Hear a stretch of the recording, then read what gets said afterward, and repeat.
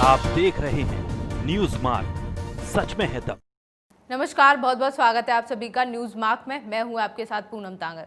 आइए शुरुआत करते हैं यूपी की कुछ खास खबरों के साथ। मिर्जापुर पहुंचे वित्त मंत्री सुरेश खन्ना ने आज कोरोना महामारी को लेकर बैठक की। इसके बाद वित्त मंत्री सुरेश खन्ना ने जिला मुख्यालय पर बनाए गए जिला कोविड कंट्रोल रूम का निरीक्षण किया। निरीक्षण के दौरान अधिकारियों से जिले में कोविड को लेकर की गई व्यवस्था के बारे में जानकारी ली।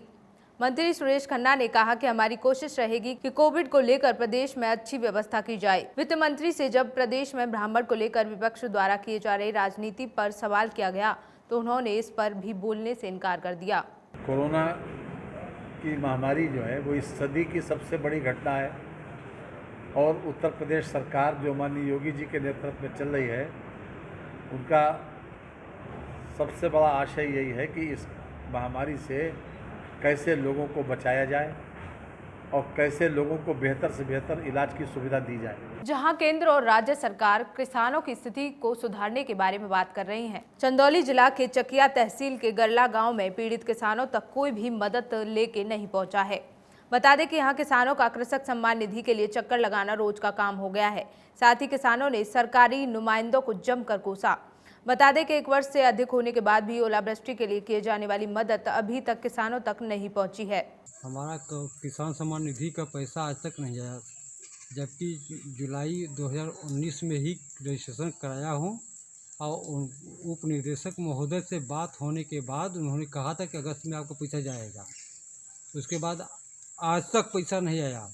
मुख्यमंत्री किसान पोर्टल पे मैं 5-6 बार कंप्लेंट दर्ज करा चुका हूं, जबकि रिमाइंडर भी भेजा, लेकिन कोई रिपोर्ट अभी तक नहीं मिला। पढ़ेगा भारत तो बढ़ेगा भारत, बेटी बचाओ बेटी पढ़ाओ जैसे तमाम स्लोगन कागजों पर ठीक लगते हैं। जी हां, हम बात कर रहे हैं चंदौली जिले के शहाबगंज ब्लॉक के प्राथमिक विद्यालयों की, जहां लॉकडाउन से अब तक विद्यालयों पर ताला लटका हुआ है और कहीं शिक्षा व्यवस्था ब्लॉक में संचालित भी होती है तो यहाँ 7 अध्यापकों में केवल 1 सहायक अध्यापक नजर आते हैं। यहाँ बच्चों के पढ़ने के लिए किताब भी नहीं है, साथ ही बच्चों तक राशन भी नहीं पहुँच पाता है। वहीं ड्रेस व किताबें बच्चों को जैसे तैसे मिल पाती हैं। जब इस विषय पर बीएसए भोलेन सिंह से बात की गई तो इस पर कार्रवाई करने की बात कहकर टाल दिया गया।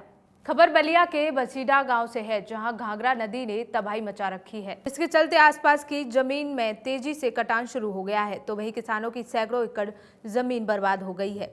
बता दें, बलिया के प्रभारी मंत्री अनिल राजभर ने नदी के किनारे वाले इलाकों और कटान का जायजा लिया तो वहीं प्रभारी मंत्री अनिल राजभर ने अधिकारियों को कटान क्षेत्रों में 24 घंटे पेट्रोलिंग करने के निर्देश दिए हैं। साथ ही कहा कि पानी कम होते ही किसानों को उनकी बर्बाद फसलों का मुआवजा दिया जाएगा।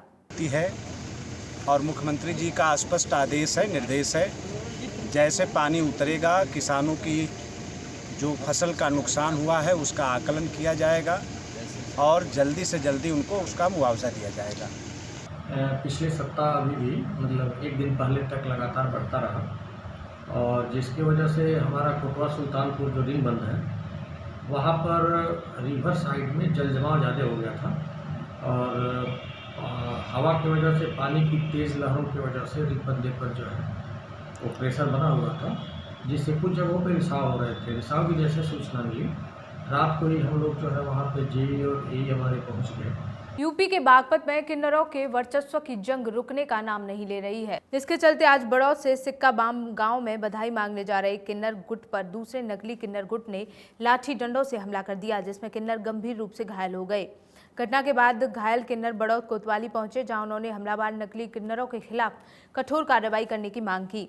वहीं पीड़ित किन्नरों का कहना है कि कुछ लोग नकली किन्नर बनकर उन्हें बेवजह परेशान कर रहे हैं और आए दिन उनके साथ मारपीट, झूठी शिकायत करके उन्हें झूठे केस में फंसाने की साजिश रचते हैं। मेरे चेले यहाँ से टोली के लिए निकल गए मांगने खाने के लिए और वहाँ पे कुछ बदमाश और कुछ नकली किन्नर और कुछ में असली वो था जिनने लिंग परिवर्तन करवाया है और मेरे चेलों पे जो मेरे बंदे थे इन पर अत्याचार हुआ। रोड पे इनको बदमाशों ने, लड़कों ने खूब इनको मारा। चंदौली में सैयद राजा एसएचओ ने थाने में पीस कमेटी की बैठक की। बैठक में संबोधित करते हुए सैयद राजा एसएचओ ने कहा कि आगामी त्योहार गणेश चतुर्थी, मोहर्रम के अवसर पर किसी भी अवांछनीय तत्व की सूचना तत्काल पुलिस को दी जाए। पर्व के दौरान हुड़दंग मचाकर शांति बिगाड़ने वाले किसी भी व्यक्ति को बख्शा नहीं जाएगा। साथ ही उन्होंने कहा कि सांप्रदायिक सौहार्द बनाए रखने के मामले में क्षेत्र की अच्छी पहचान है, जिसे कायम रखने के लिए पुलिस का सहयोग करें। भाजपा के पूर्व जिला अध्यक्ष संजय खोकर के हत्याकांड में भाजपा विधायक योगेश धामा ने नया खुलासा किया है। योगेश धामा ने कहा कि बार बार गुहार लगाने के बाद भी संजय खोकर को पुलिस सुरक्षा नहीं दी गई।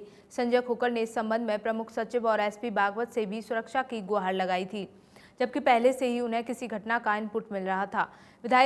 विधायक योगेश धामा ने कहा कि 40 साल पार्टी के लिए दिन रात काम करने वाले संजय खोकर के साथ ऐसा हुआ। हमने अधिकारियों को इनपुट मिलने की जानकारी दी थी, लेकिन पूर्व जिला अध्यक्ष संजय खोकर को सुरक्षा नहीं दी गई। इसकी जांच होनी चाहिए। योगेश धामा ने कहा कि मेरे प्रतिनिधि राजीव दांगी की भी कुछ दिन पहले हत्या करने की कोशिश की गई।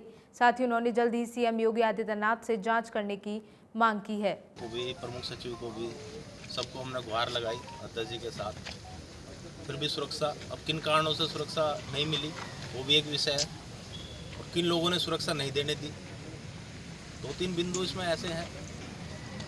तो क्या लग रहा है कोई है ऐसा कि इनपुट पहले था जी इस तरह की बिल्कुल इनपुट था, और सबको हमने बताया था कि ये इनपुट है, और इनपुट तो और भी हैं। इनपुट तो इसके अलावा भी और भी हैं। मेरा प्रतिनिधि है राजीव दांगी, उसको भी मारने का इनपुट था, वहाँ भी गाड़ी आई थी। हाथरस जिले के सांसद राजवीर दिले को रिश्वत देने का एक मामला सामने आया है। दरअसल एक लेखपाल ने अपना ट्रांसफर रुकवाने के लिए शनिवार को उनके अलीगढ़ स्थित आवास पर जाकर 50,000 रुपए रिश्वत देने की कोशिश की। बताया जा रहा है कि हाथरस की सिकंदराऊ तहसील का वीरेंद्र बारसोल नाम का ये लेखपाल मिठाई के डब्बे में रिश्वत की रकम लेकर सांसद के यहाँ पहुंचा था। सांसद ने इस मामले में सोमवार को हाथरस में आकर डीएम तथा एसपी से मिलकर लेखपाल की शिकायत की है। उन्होंने मामले में कार्रवाई करने के लिए डीएम को पत्र भी दिया है। उनका कहना तो ये भी है कि जनता की शिकायत पर उन्होंने ही इस लेखपाल का ट्रांसफर कराया था। साथ ही इस मामले में पुलिस ने मामला दर्ज कर लिया है। कुछ जनता की समस्याएं थी, उन समस्या के पर्पज है, जैसे कि अभी एक मुझे हसन थाने में एक मुकदमा भी काम कराना था, और हसन थाने मुकदमा क्या काम कराना है, वो लेखपाल एक परसों 50,000 रुपये की रिश्वत लेके मेरे पास पहुंचा था मिठाई के डब्बे के नीचे कि मेरा ट्रांसफर रुकवा दीजिए। मैं क्या ये रिश्वत देके तुम मुझे सांसद को खरीदने आई हो क्या? बलिया जनपद के पिपरा कला गांव में जमीन पर कब्जे को लेकर दो पक्षों में आमने सामने भिड़ंत हो गई। बता दें कि थाना क्षेत्र के पिपरा कला गांव में ग्राम समाज की जमीन को कब्जे को लेकर दलित एवं राजभर परिवारों में कहासुनी होने के बाद लाठी डंडे चलने शुरू हो गए, जिसमें दर्जनों लोग घायल हो गए। ग्रामीणों ने घटना की जानकारी पुलिस को दी, तो वहीं मौके पर क्षेत्राधिकारी चंद्रकेश सिंह ने शांति भंग करने के चलते 10 लोगों को हिरासत में ले लिया है। फिलहाल इस बुलेटिन में बस इतना ही। देश और दुनिया की तमाम बड़ी खबरों के लिए देखते रहिए न्यूज़मार्क। नमस्कार।